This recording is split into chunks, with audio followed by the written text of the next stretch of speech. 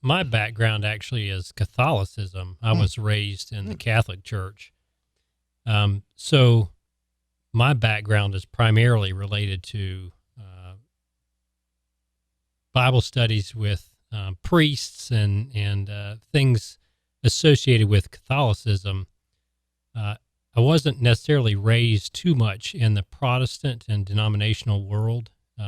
So my background is primarily with Catholics. Yeah, a specific doctrine that's written out in what is it called? You have the Bible, but then you also have the additional, not scriptures, but what's that called? The catechism. Catechism. That's exactly the word I was looking for.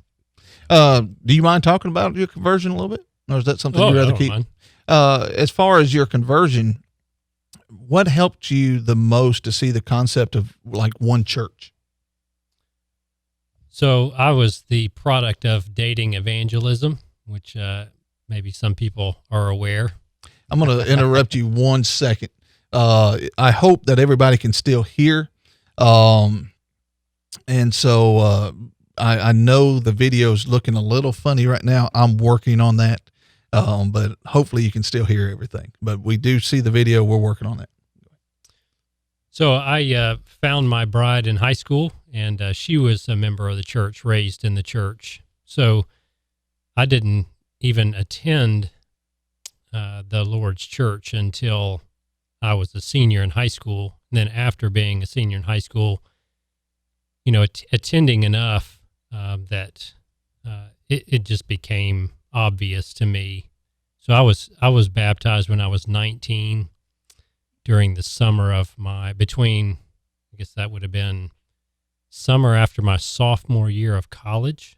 Wow. So there was fortunately a member from Margaret Street who was at the University of Florida at the same time. He was a few years ahead of me.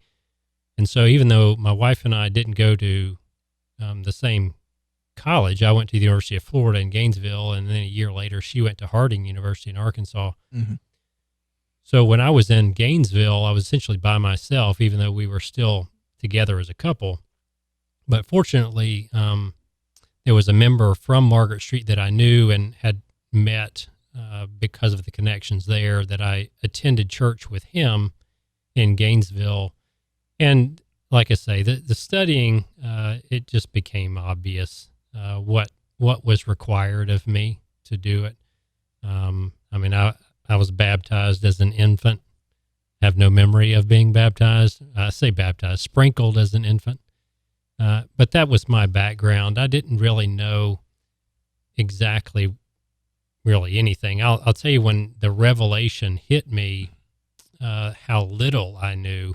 And you think maybe that Catholicism, people are indoctrinated with that. But for me, I learned so little, and it was a revelation for me when I was at my baccalaureate for high school graduation. And there was, in fact, a Baptist preacher there that asked the student body to recite John 3:16. And pretty much the entire class began reciting it. I had no idea what it was.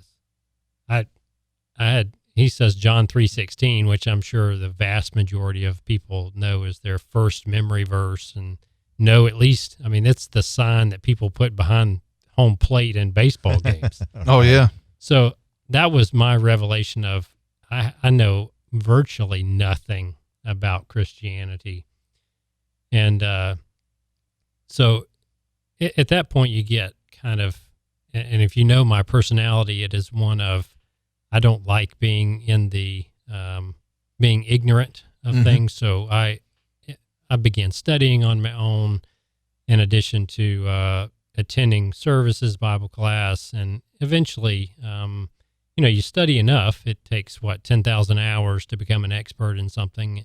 You study enough, and you begin to learn what the scriptures really say and how they go together. Well, you brought up an example there. You said that you were baptized. We use air quotes there, as an infant, and that they sprinkled you. What stood out then? And when you cite that, you're citing within Catholicism. Because there's another point in which you were baptized. Oh, absolutely. Yes. At 19, I was baptized in the baptistry at Margaret Street on June 16th, 1996, which I really see more as my birthday than my actual birthday. So, yeah, June 16th, 1996, I was baptized by the preacher there at the time who also married us.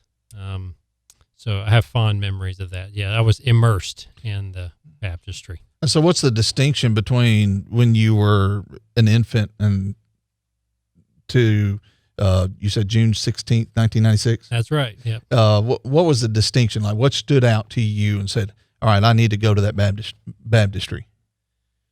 You know, it's funny. My wife actually remembers while we were dating that I actually said one time that I would not be baptized. I was adamant that, I'm not going to do it. And eventually you come to the realization that that's not right. And I was certainly proven wrong.